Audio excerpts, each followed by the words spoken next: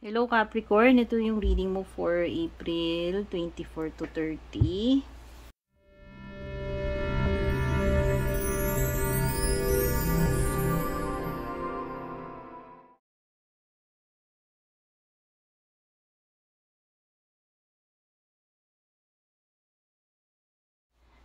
Alamin natin yung mga ganap, mga mensahe. Pero kahit lumipas yung mga petsa na yun, as long as nakarating sa iyo itong reading na to, timeless din naman ito kagaya ng lahat ng mga readings ko dito. Maraming salamat Capricorn. Bago ka man dito or matagal na sa pag-drop by para manood ng reading ko, don't forget to subscribe, like, follow.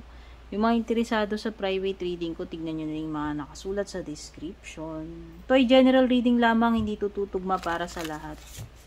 Pagdating sa love reading, two-way yan. Pwedeng energy mo, energy ni person yung nasasagot.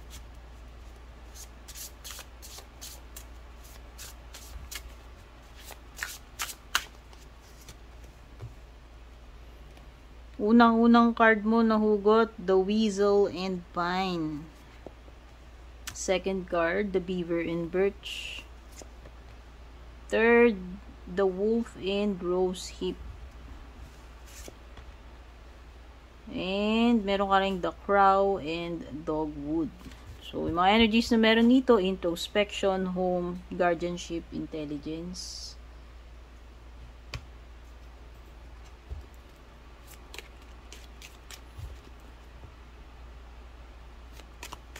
Oops, jumper. Meron kang door.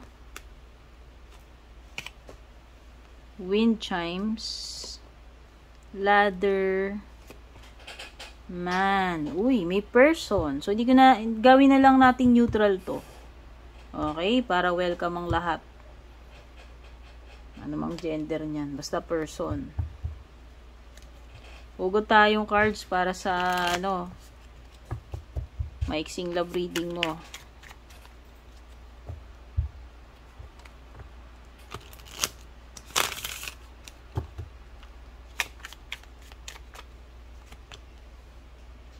Meron kang love, strong affection,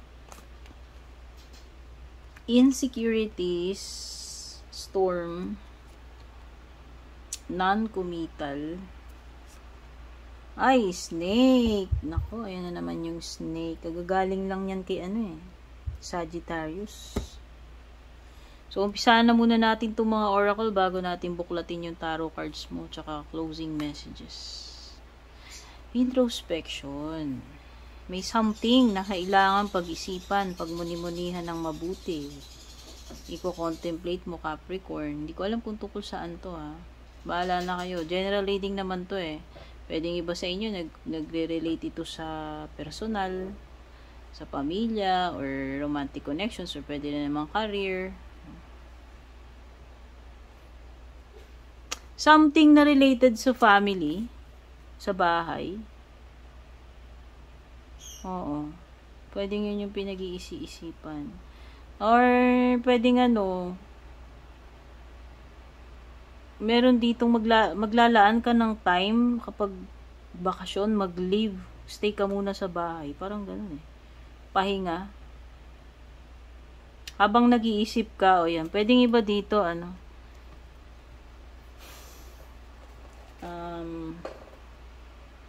maglalaan muna kayo talaga na oras. O, pwede magbabakasyon kayo, stay lang muna kayo sa bahay. Pahingain at the same time, makapag-relax, pero pwede ring, yun na rin yung time mo rin kasi na, or opportunity mo na makapag-muni-muni, baka meron ka nga importanteng desisyon na gagawin. Pwedeng may kinalaman sa family or bahay. Loved ones mo. Okay. So, meron ditong or pwedeng may offer, pinag-iisipan mo. Pero hindi eh. Merong something dito na ikaw, parang sa'yo, babagsak tong guardianship na ito. Whether may ihahabilin sa'yo, ikaw ang itutoka dyan. Oh, ikaw. At pwedeng pinag-iisipan mo yon. Paano mo gagawin yon? Or i-accept mo ba yon? Or may choice ka ba? Pwedeng may choice ka pero pwede ring wala. Sa'yo ihahabilin eh. O, pwedeng yung bahay mismo ihahabilin sa'yo or kung ano man to. O, pwede rin namang tao na parang ikaw yung mangangalaga doon. Ikaw magmo-monitor, ikaw magmamanage, tao man yung bahay or kung ano man. Siyempre, ano to, responsibilidad. So, pwedeng yun yung pinag-iisipan mo eh. Okay?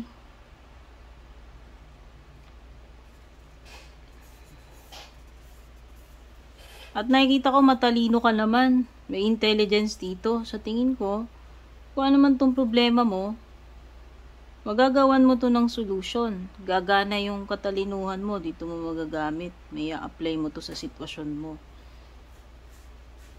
Okay? So, yun yung nakikita ko rito. Advantage na ikaw ay may intelligence para masolve mo itong sitwasyon na to. At merong magbubukas na, may kakatok pala. May kakatok. Imaginein mo, opportunity pa yung kumakatok sa'yo, Capricorn, this time. Swerte ka ngayon. Kasi andyan, take note. Hindi lang isa. Plural yan. Ayan, no? Opportunities. So, make sure na pag kumatok yan, holler, open agad, diba? Huwag mo nang paghintayin, dear. Kumbaga, kung gaano ka ka-excited, abangan yung Lazada, yung Shopee delivery mo, ganun din. Siyempre, lalo na yan, opportunity yan. Siya na yung lumalapit sa'yo, diba? Eh, kung opportunities, plural, di makakapamili ka. Good. O may peace and harmony, sabi ko na nga, yung iba sa inyo dito, gusto nyo lang muna peace and quiet, magpahinga, magbakasyon, mag-leave, magstay lang muna sa bahay, matahimik na lugar, matanggal yung mga epal sa buhay ninyo, stress sa trabaho, or stress sa kung saan. Ayan, magkakaroon ng period of peace and harmony para sa iyo itong week na to, or pwedeng sa mga susunod na araw or weeks pa. Climbing towards success. Ayan yung ladder. O, diba? May pag-angat, Capricorn. Lume-level up ka. Hindi ko na i-elaborate yan. Alam nyo na yan eh. At meron itong dealings or relationship dito sa tao na to. Hindi ko na lalagyan ng gender para lahat welcome. Hindi in-indicate kung romantic or hindi. Basta, sino man itong kakonect mo. Pero pwedeng special someone yan. Pagdating sa love life mo, eto na yon. Meron namang love dito. May strong affection. Kaya lang pwedeng you're dealing with insecurities, whether ikaw to o yung person mo, feeling insecure. Hindi ko alam kung anong insecurities na itong tao na to, kung ikaw man ito o yung person mo. Pero, kung secured naman, ay actually hindi. May snake eh. Oo, may paparating na storm. Merong asungot panggulo sa inyo, may snake, may temptation paparating. Or traitor. Hindi ko alam kung sino tong traitor ha. Basta ito ay lies, deceit, betrayal, temptation, kalaban. Wala namang madudulot na mabuti yung snake na yan eh. May panira dito sa relationship nyo. Ayan no. Susubukin. Whether temptation ito or kung ano man. Okay. I don't think ready tong person na to sa commitment. Pwedeng may love.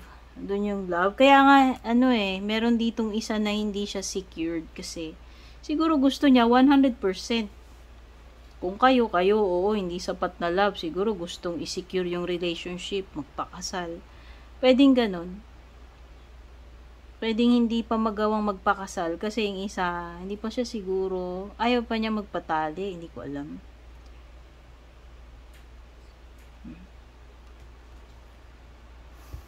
Tignan natin yung mga tarot cards mo.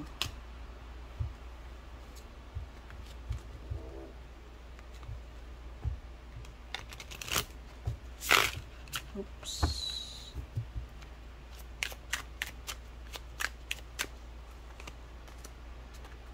May air signs, Gemini, Libra, Aquarius. Pwede ring may water, Cancer, Scorpio, Pisces. Or Taurus, tsaka or Libra.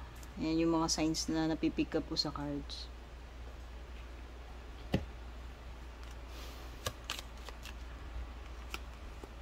May ahas talaga. O, yan, tapat ko na rito. Nagulo tuloy. Excited much. Wait lang. May snake, dear. Panira ng moment. Sa love life mo, or in general. Kasi nga, general reading to. Pero sa love life mo, may lumitaw na ahas. Again, may lumitaw na naman na ahas dito sa mga closing messages mo.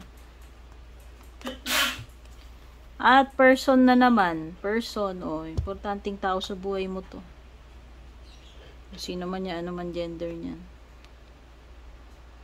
Pwedeng LDR kayo, pwedeng malayo, nasa abroad, or nakilala mo, makikilala pa lang abroad. Pwedeng afam, pwedeng ibang lahi, ibang kultura. Basta may ahas eh. May traitor, may mga agaw dito. Sama na hindi mapagkakatiwalaan. Ayan, no, card ng betrayal, dear. Mag-ingat ka na lang. Dalawang snake, 10 of swords. May tatraidor sa'yo dito. For sure. Sasaksakin ka patalikod. Yun yung masaklap doon. Di ba ganun yung ahas? Pagkatapos mong pagkatiwalaan, tinuklaw ka. Di ba? Kala mo, hindi niya magagawa sa'yo yun. Yan. Ganyang tipong energy. Sa romantic, meron lumilitaw na ganun. Sa general aspect, meron din ganun. Merong card ng suspension delay dito with the Hanged Man. Or yung tipong nabitin ka. Natenga, nabitin, naudlot. Ganyang energy. Something na na-put on hold. Literal na nakabitin sa ere, Yun yung nafe-feel ko.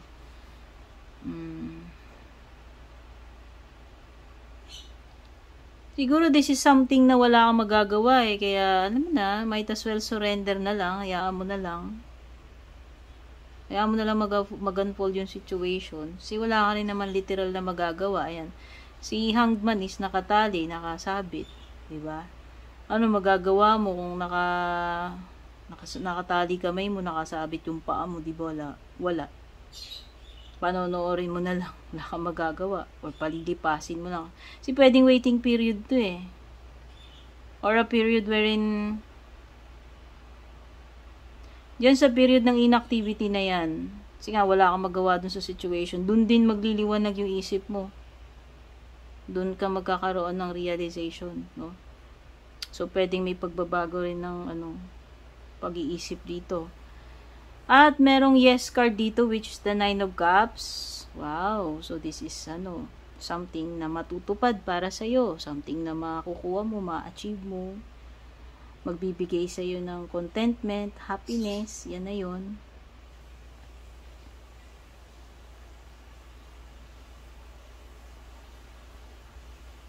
Magkakaroon ka talaga ng options, dear, hindi lang isa. Lumilitaw sa door card mo, tapos meron kang 7 of Cups. Marami ka pagpipilian dito, basta hindi lang isa. Hindi lang isa yung dadaang opportunity or mga choices na available sa iyo. Okay? Pwede ka nga lang maging malito.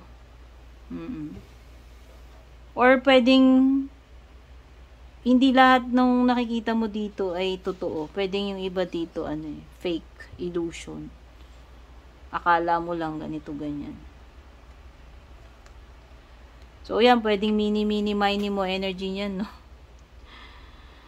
At meron ka abundance card, fertility card with the Empress. Ito na nga yun, pwedeng Taurus, Libra energy. So, yung mga gusto ng baby, pwedeng pregnancy, baby on the way.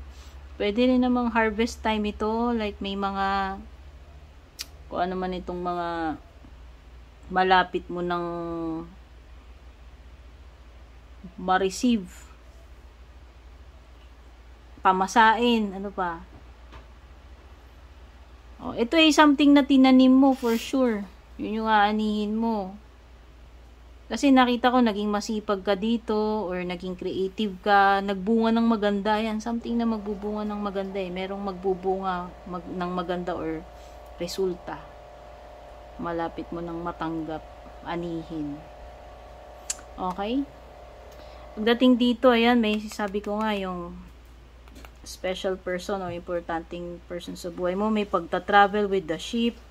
Sabi ko nga, may element ng distansya, pwedeng ibang bansa, pwedeng pagta-travel din, pag-abroad, or LDR connection, ang pagiging OFW, or may kinalaman sa basta biyahe na malayo. O literal, baka meron ditong yung sasampan ng barko, or cruising, hindi ko alam kung bongga kayo, o sakay ng yate, hindi ko alam, may water, may ship, may distansya, may pagta-travel, paglipat, pwede rin naman, or pagbabago, yun yung mga indications ng ship.